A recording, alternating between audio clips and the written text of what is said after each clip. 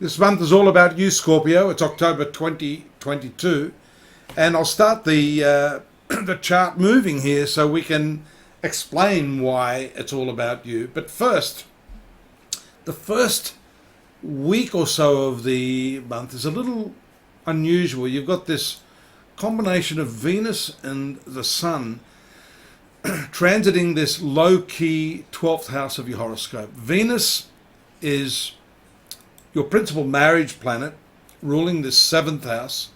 The Sun rules your 10th house of career. These are strong angular rulers, as we say in astrology, being relegated to this low-key part of your horoscope. Notice the opposition here to Jupiter on the 2nd and 3rd. It starts to ease up a little bit.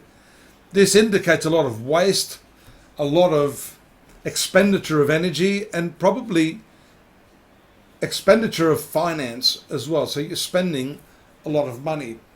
This month is also about travels. The 12th house is long distance or foreign travels, along with the 9th house. And that's all the more certain here when the moon comes around into its full moon stage here in Aries on the 10th. Makes contact with Jupiter, and then on the 10th is a perfect opposition to the Sun.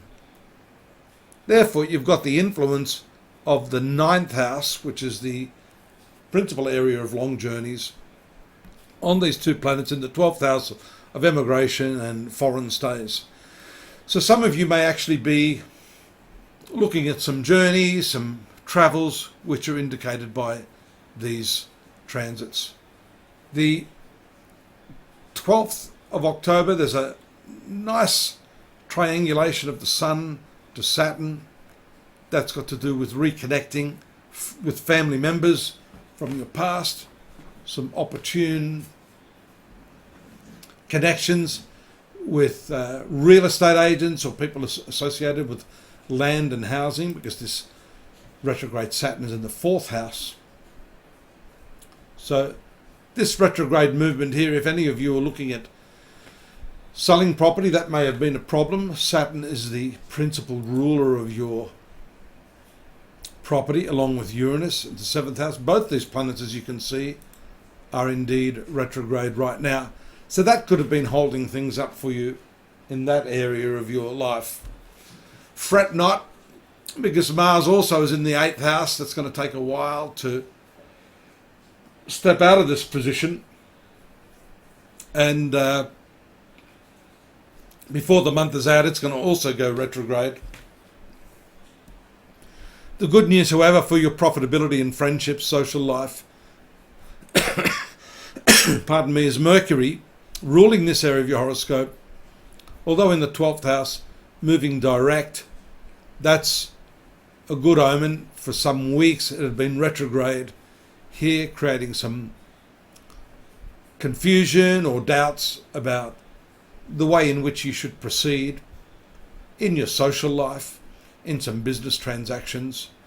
But you see here a powerful build-up of energy in this 12th house. The 12th house is an interesting house.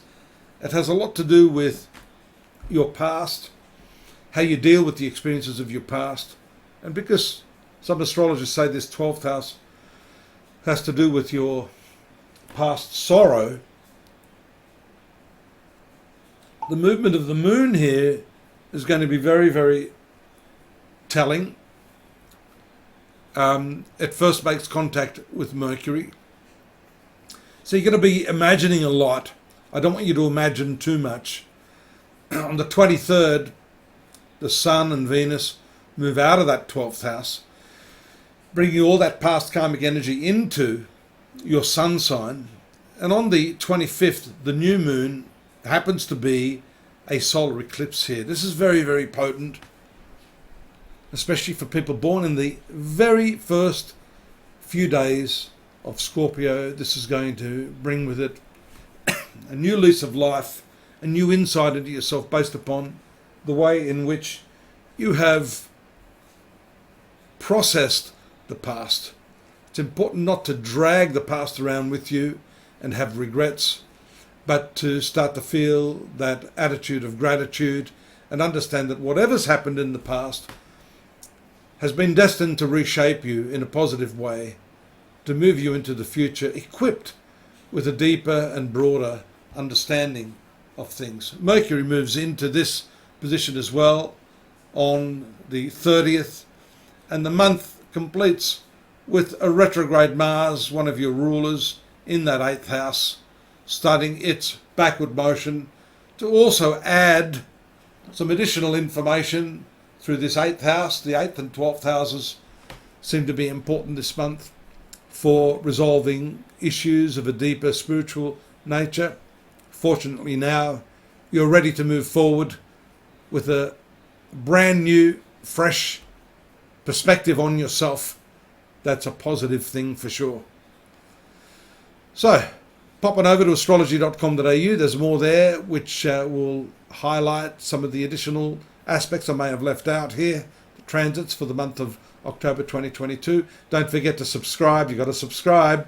Leave me a note if you wish, and I'll see you here same time next month. Bye-bye.